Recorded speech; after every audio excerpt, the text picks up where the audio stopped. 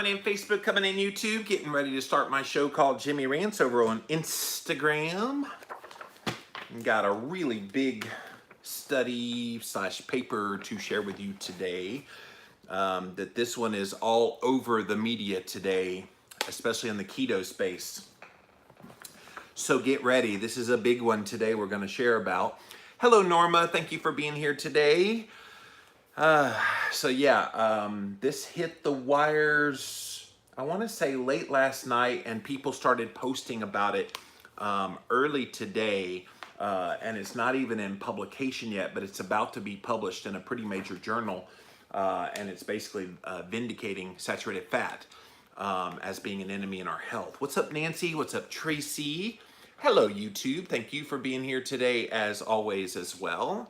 Getting ready to start my show, Jimmy Rants, over on Instagram Live. So I got everything set up, ready to go. And yeah, guys, if you care about keto and you care about the message of health, today is a great episode. Hello, Shirley. Thanks for being here today. What's up, Hank? Thank you for being here. All right, so we're going to get this show on the road, and here we go. There's a brand new paper, you guys, coming out in the Journal of the American College of Cardiology that vindicates saturated fat and says we need to change food recommendations based on this. On today's Jimmy Rants, click on that little box down there in the corner. It'll take you straight to the IGTV so you can watch this full episode. JimmyRants.com is the website, and as always, you can engage live in the content. You got to go follow me, though. I'm over on Instagram. I am at Living Low Carb Man, LIVINLOWCARBMAN. Once you're there, engage live, enjoy the show. We're here Monday through Friday, 11 a.m. Eastern time, so be there, be square. We also simulcast over here on my Facebook page with great people like Nancy just popped in. Thanks for being here today, you guys. And also over on my YouTube stream. Appreciate you guys watching as well. If you missed the live, you can watch it on replay over at IGTV right here on Instagram. We also throw the past episodes up over on YouTube. Just type in a keyword Jimmy Rants, you will find the show. And then finally, we do have an official website for Jimmy Rants. It's JimmyRants.com. Once you're there, you can see all the past episodes. And if you get value out of what I share here today, I try to give you good information on a wide variety of subjects. If you get value out of this show, you can show value back to me by clicking on that Patreon link, and really any donation of any amount would be greatly appreciated. We have no sponsors on Jimmy Rants. The only thing I'm sponsoring is you and giving you good information. So if you feel like you get value, please give value back to me so I can keep this show going. Okay, guys, today we have some really, really good news. And I've been telling you for a little while that behind the scenes in the research world, there is a movement that has been going on for many years now that's trying to explain that saturated fat is not this great boogeyman that it's been made out to be. So many people, if you walk down the street and you ask people, hey, is saturated fat healthy or unhealthy? So many people still believe, erroneously so, that saturated fat is somehow harmful to their health. And the reason they believe that is we've been told that again and again and again so many times over the years that people just believe it's absolutely true. The problem is once they started doing research on saturated fat, once they started actually examining what research has been out there, they didn't find any correlation whatsoever between saturated fat and higher cholesterol and higher chances of heart disease and heart attacks and da-da-da-da-da. They didn't find any of that. And yet the belief is still there. So a group of very prestigious medical professionals and researchers got together and decided to write this thing called Saturated Fats and Health, a reassessment and proposal for food-based recommendations. It's a Journal of the American College of Cardiology state-of-the-art review. So this is hot off the press, you guys. I remember when I woke up this morning and I saw all those people writing about this within the keto space, I was like, okay, I got to get my hands on that. So I reached out to my friend Eric Westman, who is a researcher in the keto space, and he obviously had a copy of it, so he sent it to me so I can share it with you guys here today on Jimmy Rants. But guys, this is big, and we got some big names in here. Arn Astrup, I'm trying to think of the names that you would recognize. James O'Hill, who's a PhD. Jeff Volek is also on this list, and then Ronald Krauss. So these are all people that you would probably recognize, and they have put their names on this research. And basically what they did was they took a lot of the various research papers that are out there, and they did what's called a meta-analysis, where they took a look at all these studies and they said, based on what we're looking at in all these studies, here are some conclusions we can make about what they were looking at. And in this specific paper, they were looking at saturated fat and its impact on your health, because you still ask grandma, grandpa, even mom and dad about saturated fat, and they're gonna be like, yeah, it's gonna clog your arteries. And how many of us have gone over to family's house, you open the refrigerator and you see, I can't believe it's not butter, and you don't see real butter. And there's a reason for that. They still believe saturated fat is harmful. So let's get into the nitty gritty. This is a long paper, so I'm gonna try not to get too deep into the weeds of it, but I do want to go over a lot of what they wrote here. Introduction. Lowering the consumption of saturated fat has been the central theme of the U.S. dietary guidelines and recommendations since the late 1970s. Since 1980, it's been recommended saturated fatty acids be limited to less than 10% of your total calories as a means of reducing your cardiovascular risk. In 2018, the USDA and Health and Human Services asked for public comment in response to the following question: what is the relationship between saturated fat, types and amounts, and the risk of CVD, cardiovascular disease, in adults? This review was aiming to address this important question by examining available evidence on the effects of saturated fat on health outcomes, risk factors, and potential mechanisms underlying cardiovascular and metabolic outcomes, which will have implications for the 2020 Dietary Guidelines for Americans. So, the Dietary Guidelines for Americans, the advisory committee, wanted to know, hey, is there any relationship between these two? And so they put out the call a couple years ago, hey, if you've got evidence that shows there's a relationship, give it to us. If you've got evidence that shows there's not a relationship, give it to us. So they were openly asking for research that either proved it did or did not cause heart disease to have saturated fat. So the relationship between dietary saturated fat and heart disease has been studied in more than 75,000 people cumulatively across all the studies, and summarized in a number of systematic reviews of the observational studies, as well as RCTs, randomized controlled trials. Some meta-analyses found no evidence that a reduction in saturated fat consumption would reduce CVD incidence or mortality. In other words, you die. Whereas others report a significant, albeit mild, beneficial effect of consuming saturated fat. Therefore, the basis for consistently recommending a diet low in saturated fat is unclear.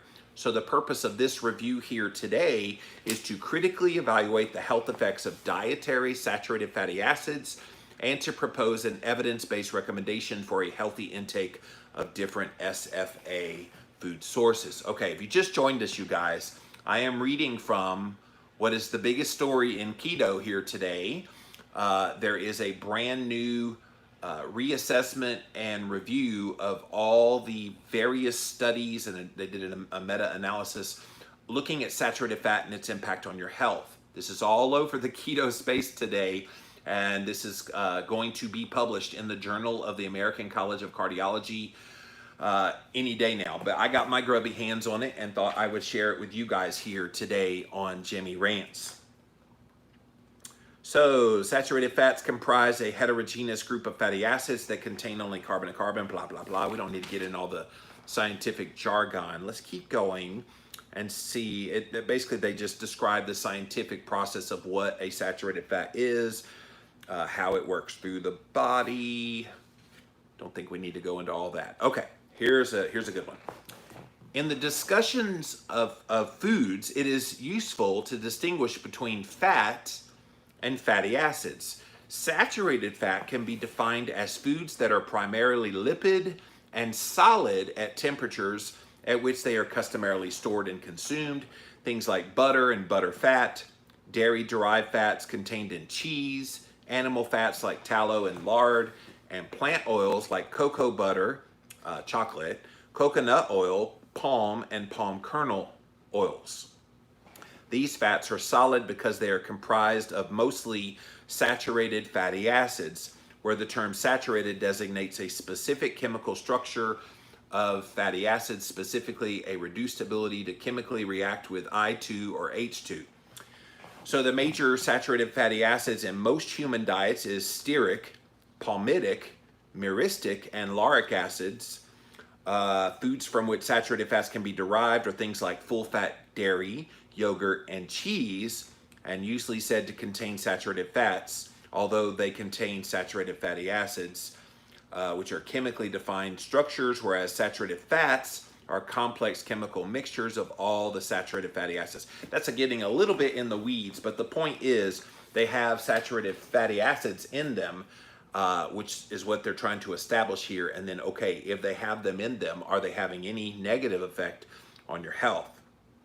All right, so the most recent large and diverse study addressing this question of whether saturated fats have a negative effect on your health, specifically cardiovascular disease, is this thing called the PURE study, Prospective Urban Rural Epidemiological Study.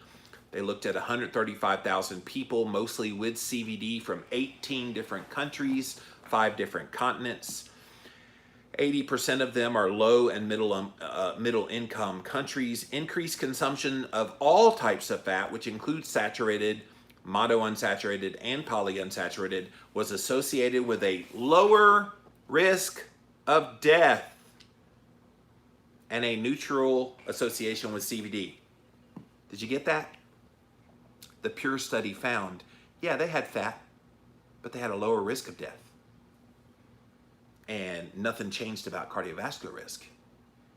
So if saturated fat is somehow the enemy in heart disease, wouldn't we want to see, or wouldn't we think that we would expect to see a whole bunch of heart disease in these countries where they're eating saturated fat? You would think. By contrast, a diet high in carbohydrate was associated with the highest risk of death, but not with the risk of CVD.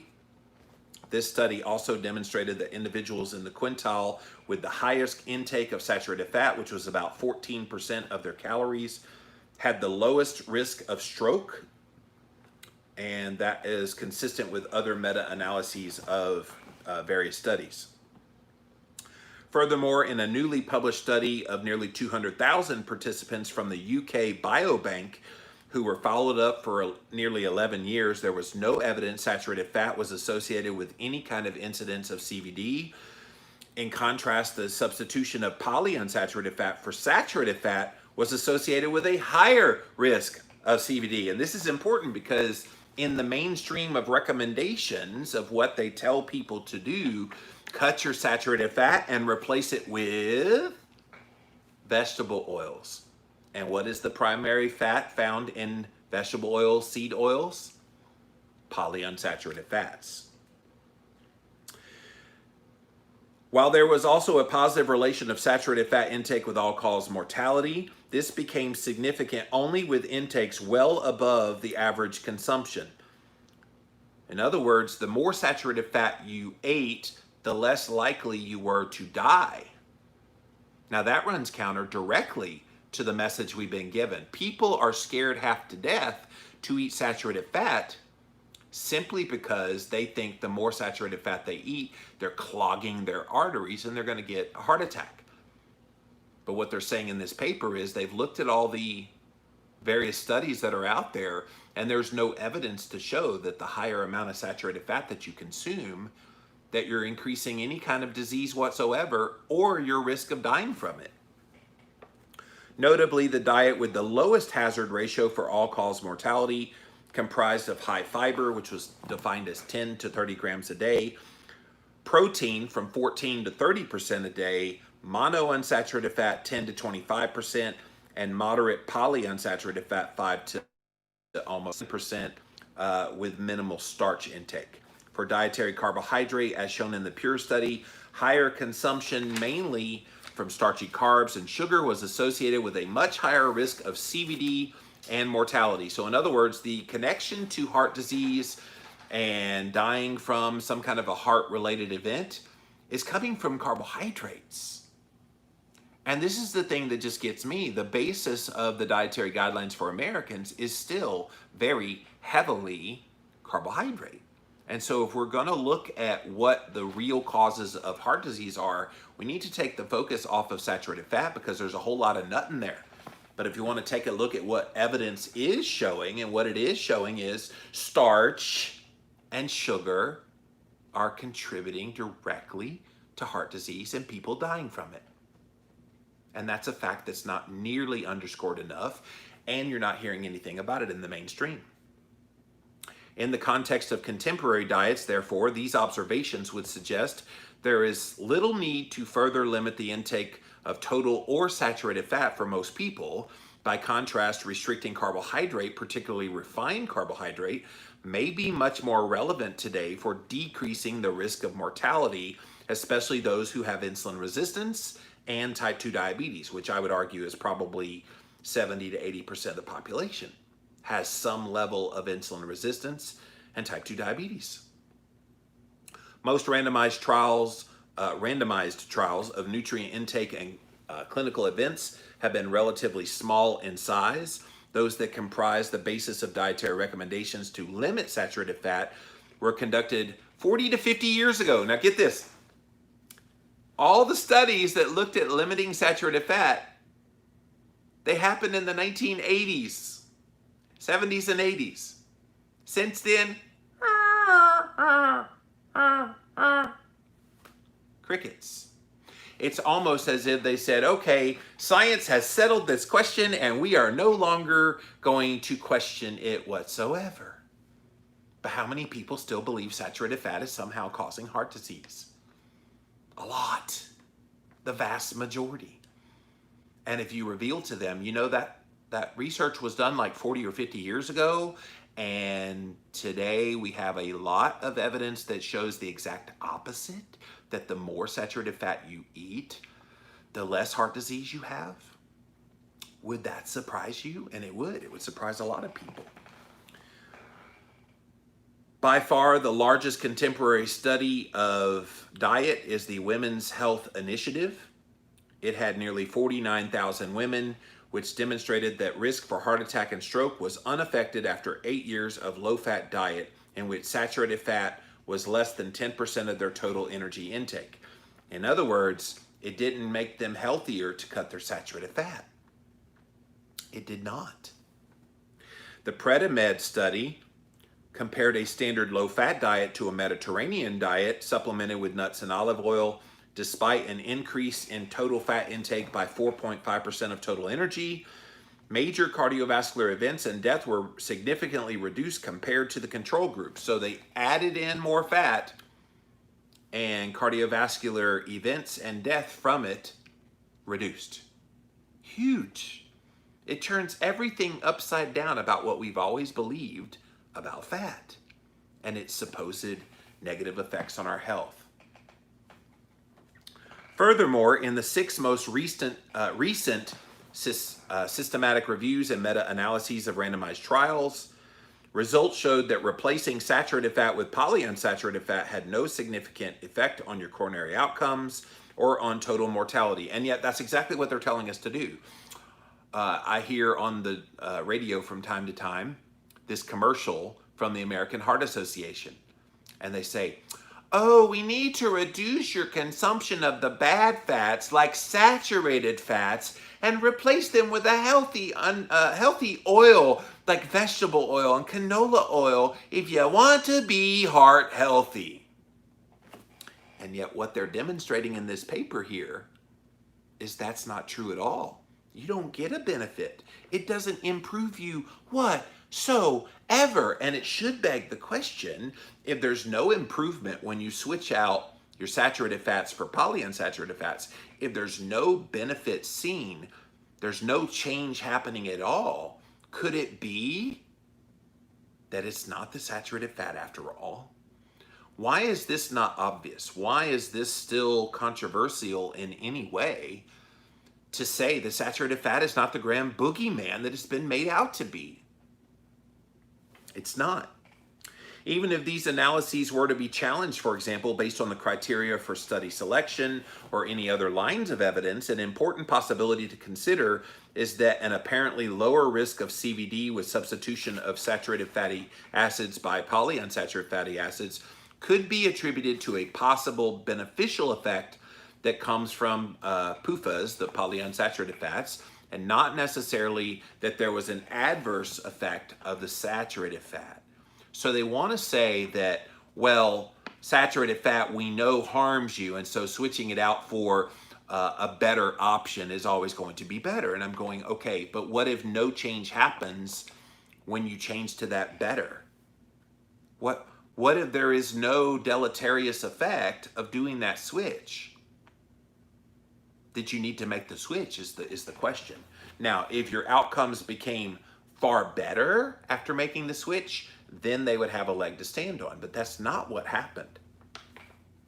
There is therefore a large body of information that raises questions regarding conventional beliefs about saturated fatty acids and clinical outcomes. Taken together, the evidence from both cohort studies as well as randomized trials do not support the assertion that further restriction of dietary saturated fat will reduce any clinical events. So they go into the various ways that saturated fats are not increasing cardiovascular event, even though they might have some effects on intermediary things like LDL cholesterol. So looking at LDL, it's been traditionally the risk marker used to assess CVD, cardiovascular disease, and to monitor the effects of lifestyle and pharmaceutical interventions. But the problem is LDL is still not very reliable as a marker. And I've talked about this many times on Jimmy Rants. When you get a standard lipid panel, an LDL-C is merely calculated estimated number.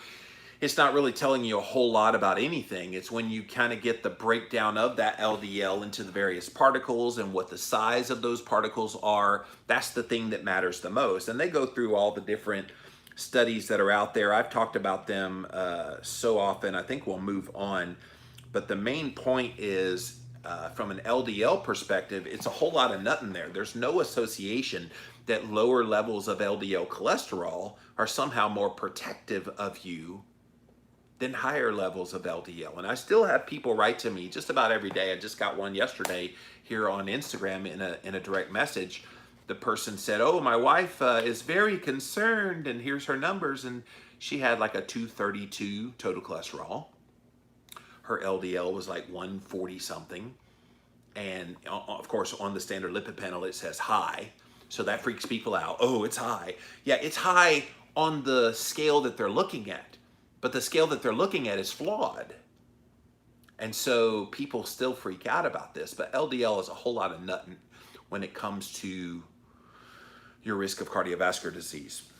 They also talk about the modulation of the health effects of saturated fat by dietary carbohydrate intake and insulin resistance, which we've talked about this quite a bit lately too.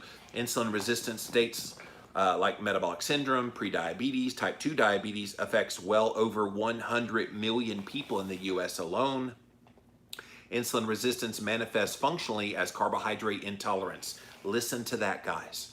When you have insulin resistance, you have carbohydrate intolerance, meaning you can't handle a lot of carbs. This is why a lot of us, a low-carb ketogenic diet tends to work pretty well in helping us control insulin resistance, type 2 diabetes, prediabetes. Insulin-resistant lean subjects demonstrate impaired skeletal muscle glucose oxidation, increased hepatic de novo lipogenesis, and atherogenic dyslipidemia after a high-carb meal. In other words, if you're insulin sensitive, you're able to handle those carbohydrates. But if you're insulin resistant, at the very muscular level, at the very metabolic level, you can't handle a high carb meal without it having negative effects. Therefore, an individual with insulin resistance has a higher propensity to convert that carbohydrate over into fat, which will further exacerbate the insulin resistance. This is the thing. Once you get insulin resistance and your body's fighting against you, and then you store in more body fat, guess what happens then? You become more insulin resistant. So then the next time you eat a high carb meal again, and it adds the fat, and more fat adds to more insulin resistance. It's a ruthless cycle. It's why so many people have a hard time once you get body fat, getting rid of it, because the body's constantly fighting you. This is where carbohydrate restriction can help. It's not the only thing that helps, but it's definitely a major component. In addition to the standard risk factors like high triglycerides, low HDL, central body fat in the body, hypertension, hyperglycemia, hyperinsulinemia, this phenotype also includes increasing circulating levels of saturated fat and lipogenic fatty acids.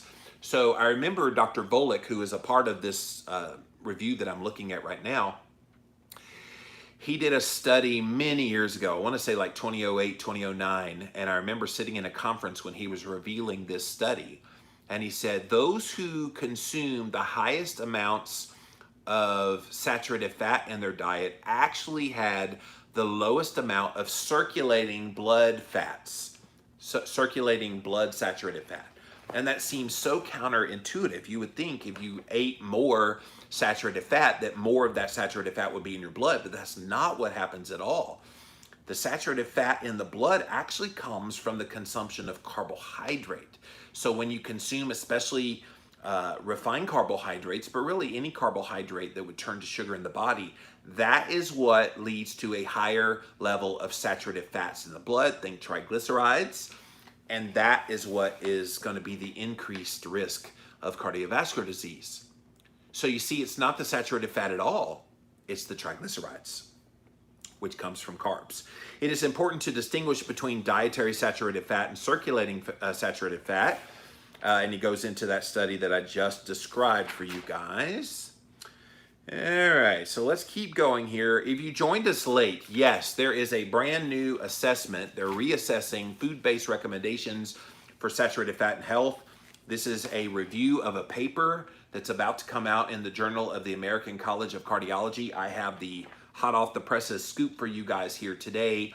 Saturated Fats and Health, a reassessment and proposal for food-based recommendations, a state-of-the-art review, and it's got a lot of the superstars in the world of research looking at this, and I wanted to bring this to you guys sooner than later. I had a totally another topic I was going to talk about on Jimmy Rants today, but this was too big for me not to bring it to you right now.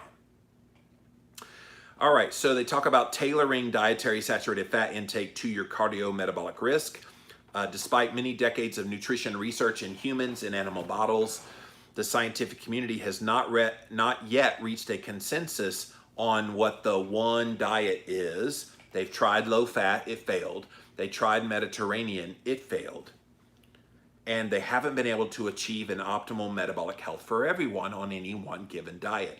The highly heterogeneous outcomes of dietary intervention studies suggest that some individuals have better outcomes for specific diets than others. And you guys have heard me talk about this many times. Bioindividuality. We are all different. It's ludicrous to think that one singular diet is going to work for every single person. What if somebody's dripping wet 80 pounds? Do they need to eat the same diet as someone who weighs 500 pounds? I don't think so. So it makes total sense that you would have different diets for different people tailored to them individually. Therefore, the objective should be to match people with their individual best diet.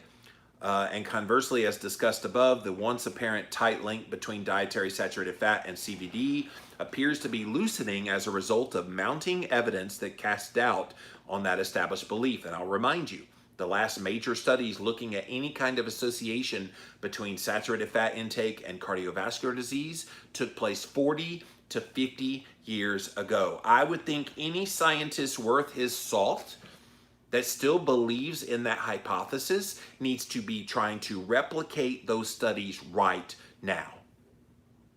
And you should be asking yourself, why haven't they tried to replicate those studies? If they found studies that showed an association between those two, why wouldn't they want to replicate them to prove all us low-carb keto people are crazy?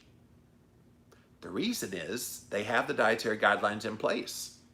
That belief is firmly established. Why cast any doubt on that belief whatsoever? And now, in the face of contrarian support and evidence, they don't want to believe it. Well, we just know what we believe is true. Okay, but I have evidence to the contrary. I think all these researchers on this paper here need to say, okay, research community, if you think what we've done here is wrong, then we challenge you to go out and do the studies. And I would even say, help pay for those studies. Let's see what they do. And a lot of these low carb researchers, I know when they've done low fat versus low carb types of research, they don't show good outcomes for the low saturated fat end of things. They don't. They show very poor outcomes. But they're biased. Let's see somebody like Kevin Hall step up and try to do a legit study on this. Some research over the last 2 decades has shifted towards the identification of genetic factors underlying the inter-individual differences in response to dietary fats. This is things like ApoE genotype. I've talked about that many times. I'm a 3-3, but if you have a 4, you have to adjust your saturated fat intake. If you have a 2, same thing. It's a little tricky, but this just adds more of an underscoring of it being highly individualized. The information emerging from these studies suggests gene variants may modulate the relationship between saturated fat and cardiovascular disease. In some cases, dietary saturated fats enhance the association, predisposing to increased CVD risk. This has been shown with that ApoE gene, is what they're saying here. Specifically, carriers of the less common ApoE4 allele have reportedly shown greater fasting plasma lipid response to saturated fat than non-ApoE4 carriers, as well as similar findings reported in the postprandial state after they're done eating. These gene by diet interactions have been demonstrated for other CVD risk factors as well, such as obesity, on and on and on. All right, let's keep going here. From single nutrients to whole foods, lessons from ancestral diets, food processing, and the food matrix. The overall health effects of fats and oils depends on the content of saturated fatty acids and unsaturated fatty acids, but is not merely the sum of the effects of the individual lipid components. Rather, it depends on the interacting effects from naturally occurring components and from unhealthy compounds used and introduced during processing. These compounds are often overlooked in the assessment of the health effects of oils and fats, and the risk of this is illustrated by the trans fat story. The substitution of traditional dairy fats with vegetable oils has a long history, dating back to at least the 1870s, and has driven the saturated versus unsaturated fat debate ever since. By the 1950s, the major component of 20th century vegetable oils was polyunsaturated linoleic acid, widely recognized to decrease plasma cholesterol concentrations, and thus they surmised it had a favorable effect on atherosclerosis over saturated fat, which they said raises cholesterol. But despite the high content of saturated fat, dairy fat has never been shown to promote atherogenesis. The ability of adult humans to digest sugar unique to milk like lactose evolved separately numerous times, demonstrating unequivocally that the ancestors of many modern humans required continuous dairy consumption for survival to reproductive age. So he goes on to kind of show the benefits of how animal-based dairy products have been essential in our survival, and the saturated fat content of them helped. The saturated fat of the meat of those species was likely a major contributor to human diets, along with fruit oils like olive, avocado, palm. All of them are low in polyunsaturated fats, and palm oil is very high in saturated fat. Coconut fat would have been the only abundant lipid-rich seed, and it is also high in saturated fat. Seed oil consumption, which now dominates the food supply, would have been negligible back then and until the advent of industrialized fat extraction in recent centuries. These historical facts demonstrate saturated fats were an abundant key part of our human diet. And this is what's lost in this conversation. We need to be cutting our saturated fat. And I'm going, okay, What did they do, like, I don't know, 100 years ago?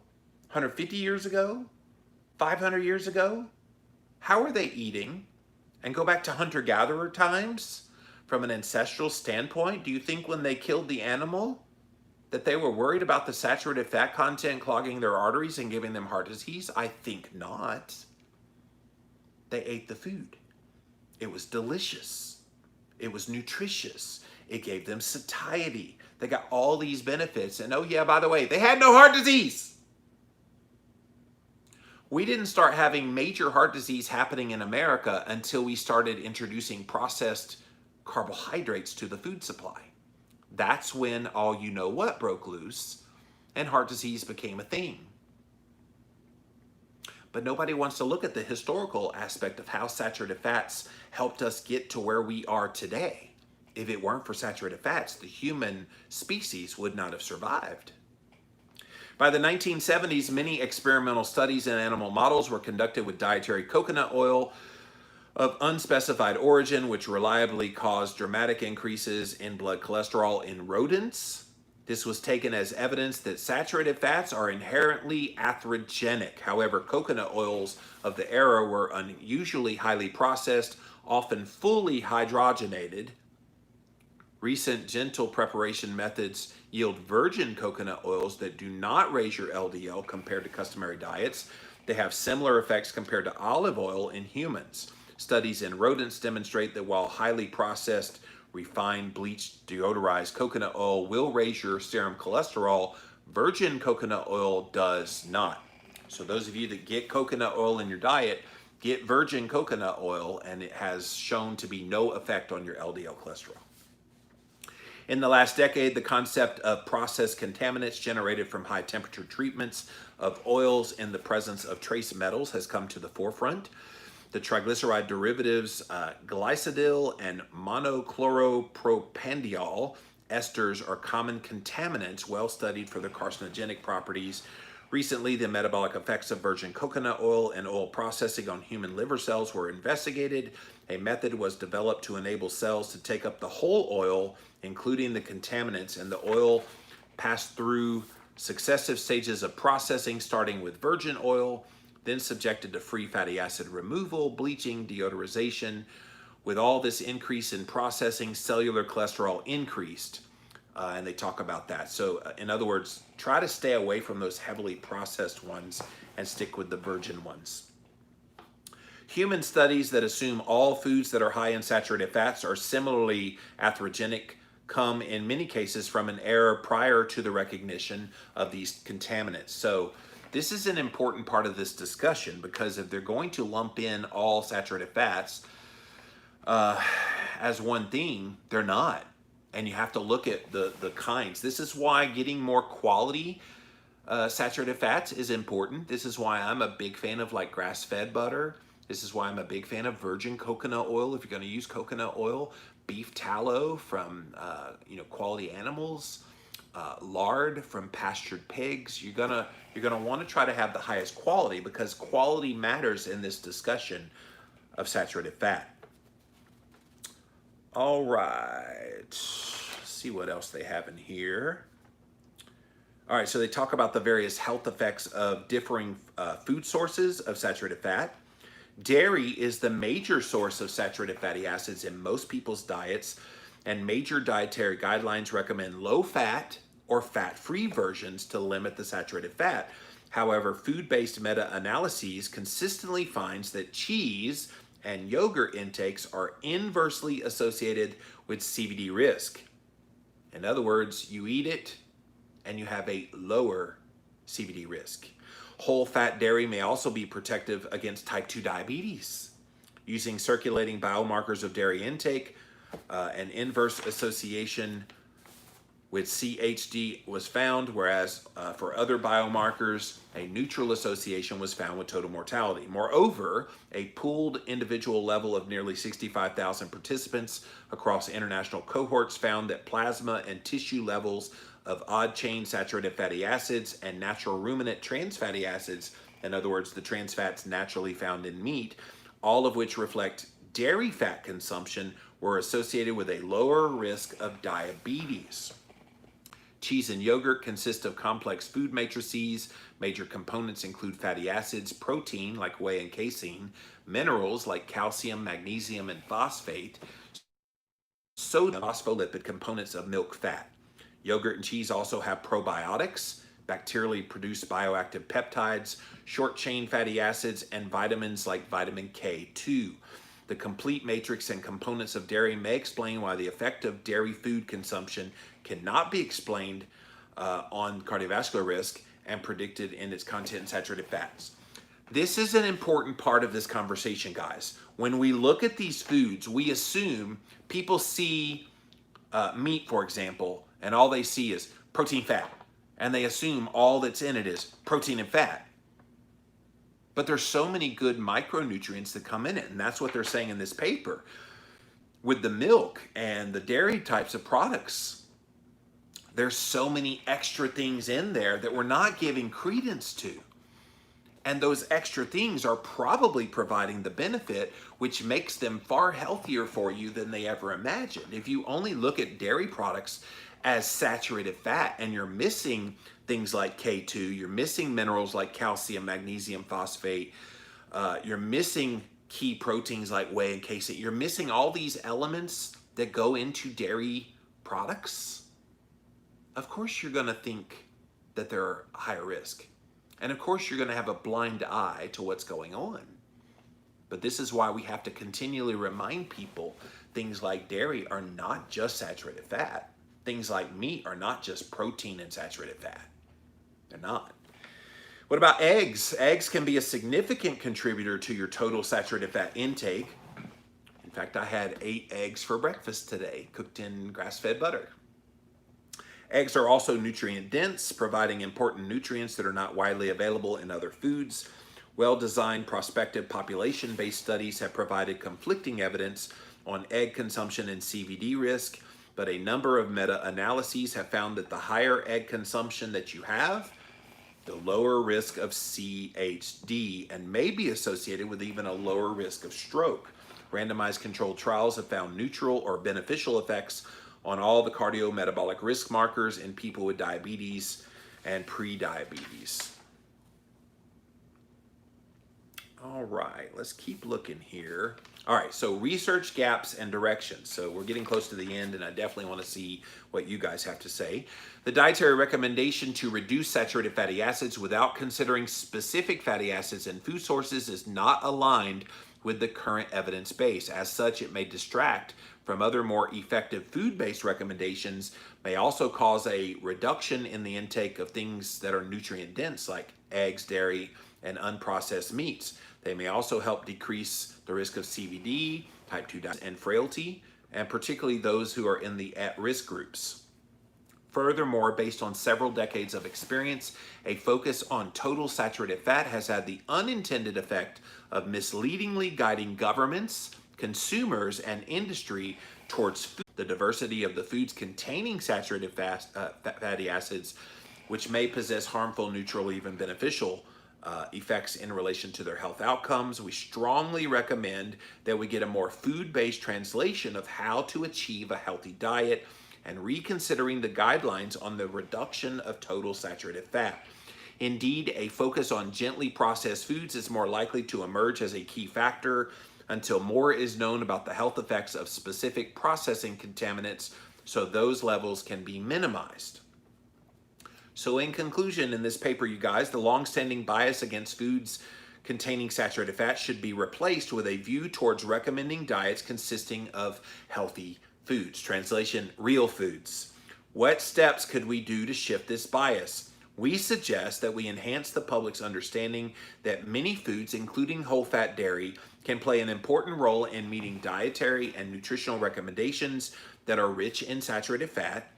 We need to make the public aware that low carbohydrate diets high in saturated fat, which are popular for managing body weight, may also improve metabolic disease endpoints in some people. We also need to emphasize the health effects of dietary carbohydrate, just like those of saturated fat, depends on the amount, the type, and the quality of the carbohydrate, the food source, and the degree of processing. Number 3, shift focus from the current paradigm that emphasizes saturated fat content of foods as a key for health to one that centers on specific traditional foods so that nutritionists, dietitians, and the public can easily identify healthful sources of saturated fat.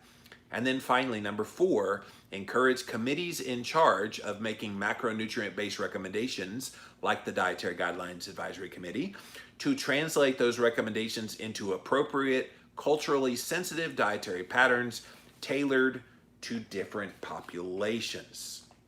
So guys, what do you think about this? And they've got some conclusions here. The U.S. Dietary Guidelines recommend the restriction of saturated fatty acid to less than 10% as a means of reducing cardiovascular disease. Different saturated fatty acids have different biological effects. Several foods rich in saturated fat, like whole fat dairy, dark chocolate, and unprocessed meats, do not have any association with an increase in diabetes or cardiovascular disease. And there is no robust evidence that current population-wide arbitrary upper limits on saturated fat consumption, which the USDA Dietary Guidelines for 2020 is recommending less than 10% of your total calories, will prevent cardiovascular disease or reduce mortality. So this bad boy is about to get published in a very major journal, the Journal of the American College of Cardiology. This is one of the big boys when it comes to cardiovascular health and research and papers, meta-analyses in this case, that look at this subject. And this is huge, guys. Like, this is going to get out there. And how they ignore this, how they ignore blatant, like, there is a ton of like all-stars on this paper of people in the research world that are like, enough is enough. Let's stop fooling people into thinking that somehow saturated fat is harming their health when we have evidence that shows otherwise. And we have evidence that shows, okay, the real culprit in heart disease is not saturated fat, it's carbohydrate, specifically sugars and starches, and specifically the refined forms of those. A day of reckoning is coming, you guys, and maybe this is what helps bring that about. But I definitely want to see what you guys have to say. So welcome in, welcome in. We're going to go to Instagram first, then over to Facebook, finally to YouTube. Thank you all for being here today. JimmyRants.com is the website. See what you have to say about this one. What are you reading from, Giardia says. So this is from an unpublished paper. It's about to be published in the Journal of the American College of Cardiology. It's called Saturated Fats and Health, a Reassessment and Proposal for Food-Based Recommendations, a State-of-the-Art Review. So it's about to be released. I have connections in this space, and I got one of my connections to print off this pre-proof copy, but it's going to get out there very soon. And when it does, guys, watch how the media tries to spin this. That's going to be the fun part. It's one reason I wanted to do this Jimmy Rants sooner than later, because I wanted you guys to have this and the information about it. And then when you see all the you-know-what happening out there, you'll know what's going on. Finally caught alive. Well, welcome, Healthy Mission. I'm glad you're here today. Miracle of Keto says, my teenage daughter, I have 2 of them, just told me that they had a conversation and decided I was right about keto since I hadn't died of a heart attack yet. Oh my gosh. A little morbid your teenagers are, but I guess that's teenagers, right? Rachel says, I hope this is actually taken into consideration for the dietary guidelines in 2020. Unfortunately, Rachel, I don't think so. I mean, we're in late June, and they're supposed to come out with their preliminary findings sometime in July. And they already, as I've done a couple of Jimmy Rants already this year, they've already said, oh, we're not looking at the low carb research on saturated fat and low carb diets because and this is what they said, well, we're not trying to treat any kind of disease. So any kind of study that looks at a specific disease like type 2 diabetes, cardiovascular disease, they're dismissing that research, saying that it's not relevant. And I'm thinking, okay, what is the point of the dietary guidelines but to show you how to eat so you don't get diseased? So if we show that a diet helps improve disease, how can it not be anything but a preventative for the said disease that it actually improved. So I think they're doing a little bit of spin, but I'm not hopeful for 2020, Rachel, unfortunately, that they're going to do anything with this. But I think by 2025, there will be such a groundswell of WTF going on that they won't have any choice but to shift away from this low-fat nonsense. All right, guys, thank you, Instagram. Now let me pop over here to my Facebook page, see what you guys have to say. What's up, guys? All right, any comments on this one? Kay says this is good news. It is good news, and I hope we celebrate that there's good movement in a right direction. I still think we have a long way to go to actually make change happen, but this is a good start. Kira says, how long will it take to reverse the course and for people to believe this good news about saturated fat being good? Oh, I've been asking that question, Kira, since I've been online. Ever since I started blogging in 2005, podcasting 2006, I have literally asked that question. And back then I said, you know what? I think by the time 2025, 2030, I can't imagine that we wouldn't have this knowledge enough to the point that it becomes mainstream policy. I think what's going to happen is you're going to have doctors, dietitians, health officials, all of these people get on board that says, okay, guys, I know we've been telling you all these years that saturated fat is harming your health and da-da-da. We were wrong. You know, I think it's just going to be one of those mea culpas. The problem is you dig in your heels when you think you're right about something. And there's a segment of those people I just listed off that will never admit that they were wrong. Plus, let's not forget, there is a deep-seated fear that if they reverse course and say saturated fat is not a nutrient of concern, it's not harmful, blah, blah, blah, there will be people who will file class action lawsuits that say, oh, well, I obediently followed your orders to cut my saturated fat, and my grandfather died because he cut his saturated fat. He died of da-da-da-da-da. And they're full of that, you guys. This is what paralyzes us. This is what makes this so hard to make the change happen is they don't want to change because they don't want to be the ones found culpable in why so many people got sick. So the optimistic side of me says 2025 to 2030. The realist says, you know what, they're going to have a hard time because they do fear that outcry from the public. All right, thank you, Facebook. Now let's pop over to my YouTube, see if there's any comments over here. Deborah says, hello, hello. Johanna, hello from Finland. Thanks for watching from Finland today. Shirley says, it's nice to see a little sense in this world of nutrition. Yes. There's still a few people out there that are speaking truth. And truth be told, this kind of thing, guys, is going to have so much attack against it. You watch, when this hits the mainstream, if they cover it at all, I'm a little dubious whether they're going to actually cover this story. Because this story does not look good for the narrative that saturated fat is the reason for all the woes in your health. And I don't know if they want to give any credence to this whatsoever. Now, they may demonstrate it and say, oh, look at these low-carb crazy people trying to convince you to eat saturated fat when we know it's going to clog your arteries and give you heart disease and blah, blah, blah, blah. So they might try to use it in a mocking way to report on it. But let's see. Let's see what happens. You can say you heard it here first on Jimmy Rants. Plant-based diet is being promoted all around us, says Kira. I hate seeing the Beyond Burgers on the shelf. Ugh. And they put it near the grass-fed, grass-finished beef like it's the same class of food. Yeah, they're trying desperately to legitimize that. It's funny because I saw the same thing the other day when I was in a grocery store. I saw an end cap that had burgers, and so you had all these like real burgers, and then you saw the Beyond Meat burgers, and I'm going, you know, I'll be beyond this aisle here in a second because there's no way I would ever eat that stuff. All right, let's see if there's any other comments here on Instagram, and I do not see any. So guys, this is good news. We need to celebrate when we see good things happening out there in the mainstream, and this is about to hit it big, you guys. The Journal of the American College of Cardiology is one of the most prestigious journals in the medical research realm. And this got through peer review, this got through everything. And it's a group of very highly respectable MDs and PhDs that have been looking at dietary patterns for a very long time, cumulatively between all of them.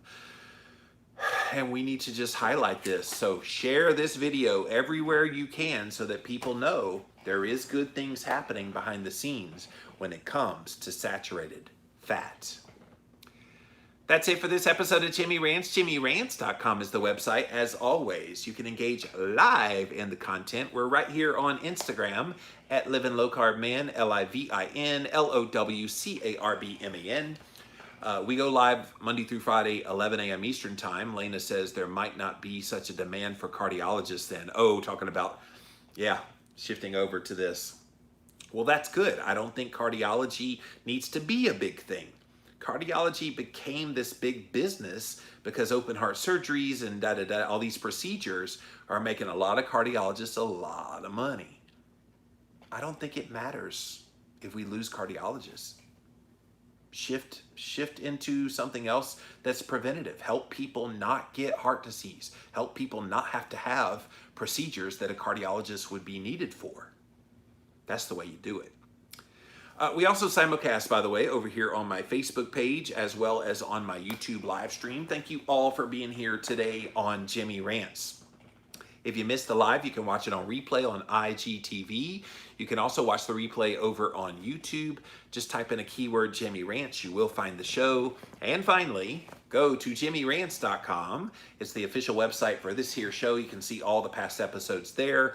And if you got value out of this here today, or out of any of the Jimmy Rants that I've done, please give value back to me. Click on that Patreon link right there at JimmyRants.com, and it certainly helps us keep this show on the air.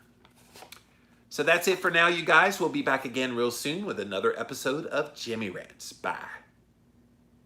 All right. Hope you guys enjoyed that. I have actually got an interview I have to boogie to here very quickly. I'm interviewing Ted Naiman, he's a medical doctor who has a book called The PE Diet, where he's trying to find protein that's quality and gives you the best energy and finding that balance. So really fascinating guy, and I've known Ted for a very long time in this space, so need to boogie to get to him. I'm actually recording from right here in Jimmy Rant Studios, so need to get to him soon. But thank you guys for being here today. We'll be back again soon. Bye. Bye, YouTube.